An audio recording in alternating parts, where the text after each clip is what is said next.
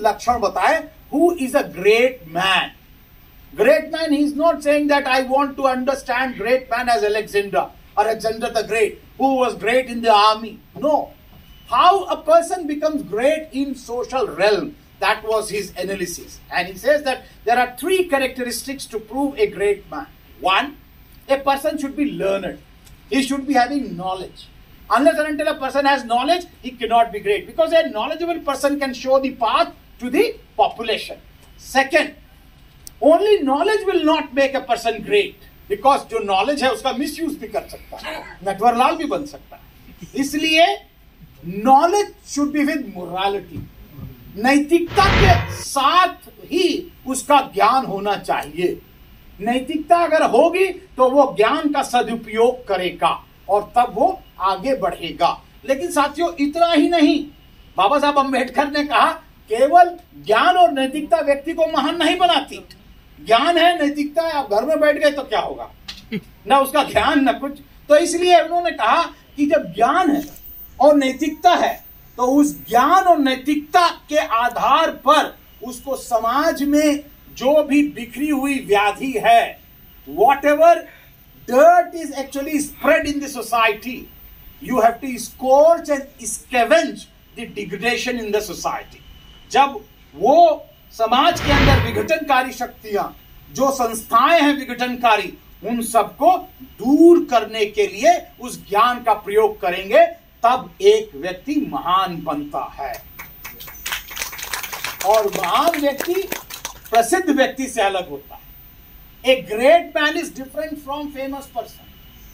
Famous man, Sachin Tendulkar, Amitabh Bachchan can be famous, but they cannot be called as great, because they have extended their own empires, thousands of crores.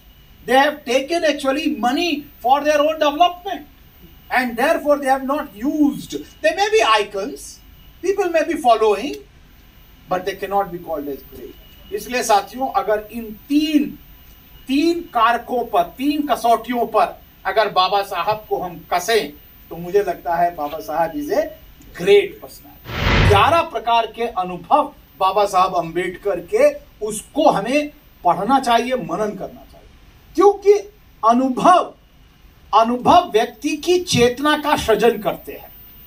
The experiences constitute the construction of consciousness.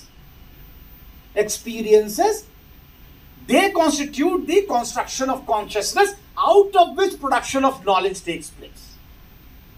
जब आपके चेतना का सृजन होगा, अब आप ये सीधे बताइए, जब बमनौटी में आपका जन्म हुआ है, वहीं आप बड़े हैं, तो चमरौटी का सत्य कैसे लिख देंगे आप बताइए कैसे लिख देंगे? वो तो वही सत्य लिखेगा. और इसीलिए मुर्दैया तुलसी राम जी ने लिखी, किसी और ने नहीं लिखी. जूठन ओम प्रकाश वाल्मीकि ने लिखी, किसी और ने नहीं लिखी. ये एक्सपीरियंशियल जो थॉट है, वो हम नहीं कह रहे. पाश्चात्य के बहुत थियोरिटिशियन है, एक पीटर बर्जर एंड लॉकमैन है, सोशियोलॉजी ऑफ नॉलेज वाले, existential determination of social thought. आपका स्ट्रक्चर में क्या एग्जिस्टेंस है, वो थॉट को डिटरमाइन करता है. पेरियर बोर्ड्यू है, वो कहता है सांस्कृतिक पूंजी, जो सांस्कृतिक पूंजी है उससे आपकी चेतना का सृजन होता है, उसी से ज्ञान का उत्पादन होता है. हमारी पूंजी क्या है? सूरजपाल चौहान की कविता पढ़िए, हमारी पूंजी क्या है? हाँ, आप पढ़ लीजिए, ठाकुर का कुआं भी पढ़ लीजिए, तो वो आपको बता देंगे हमारी पूंजी क्या है और उनकी पूंजी क्या है. उस पूंजी के आधार पर हमारी चेतना का सृजन हुआ और हमने अपने ज्ञान का उत्पादन किया. चाहे वो मुर्दैया हो, चाहे अपने अपने पिंजरे में हो, चाहे वो आपका कुआं हो, चाहे किसी का भी, जिसे कहना चाहिए आत्मसत्य हो. तो वो साथियों 11 एक्सपीरियंस. पहला एक्सपीरियंस तो बालकाल के स्कूल का, जो बाबा साहब अंबेडकर ने लिखा भी, वेटिंग फॉर वीजा, आप देखेंगे. और उसके बाद बाबा साहब का जो एक वयस्क जीवन, जिसे कहना चाहिए यंग जीवन, जो कोलंबिया विश्वविद्यालय में बीता, where it was a freedom. He can talk to everyone, he can eat with everyone, he can sit with everyone. और वही एक्सपीरियंस उनको लंदन में मिला. सो जो एडल्ट एक्सपीरियंस था, that was very egalitarian. Third experience था अगेन डिस्क्रिमिनेटरी। बाबा साहब आते हैं और जाते हैं महाराजा गायकवाड़, महाराजा जिसे कहना चाहिए बड़ौदा में, अपनी सर्विसेज देने के लिए। हैं वहां पे क्या व्यवहार होता, और वहीं से बाबा साहब प्रण करते हैं। तो वो एक्सपीरियंस कि एक पढ़े लिखे व्यक्ति को भी यहां पर इज्जत नहीं मिल सकती, वो एक्सपीरियंस। चौथा, Babasaheb Ambedkar becomes the member of the viceroy's committee. Viceroy's committee के अंदर बाबा साहब अंबेडकर एक, जिसे कहना चाहिए पावरफुल एरिया में आ जाते हैं। और तब वो क्या करते हैं, आप बाबा साहब अंबेडकर का 1941 का मैटरनिटी एक्ट देखिए। 1941 में बाबा साहब अंबेडकर ने मैटरनिटी एक्ट बनाया, और उसकी फिलॉसफी देखिए। फिलॉसफी क्या थी, माताओं को मैटरनिटी लीव क्यों मिलनी चाहिए?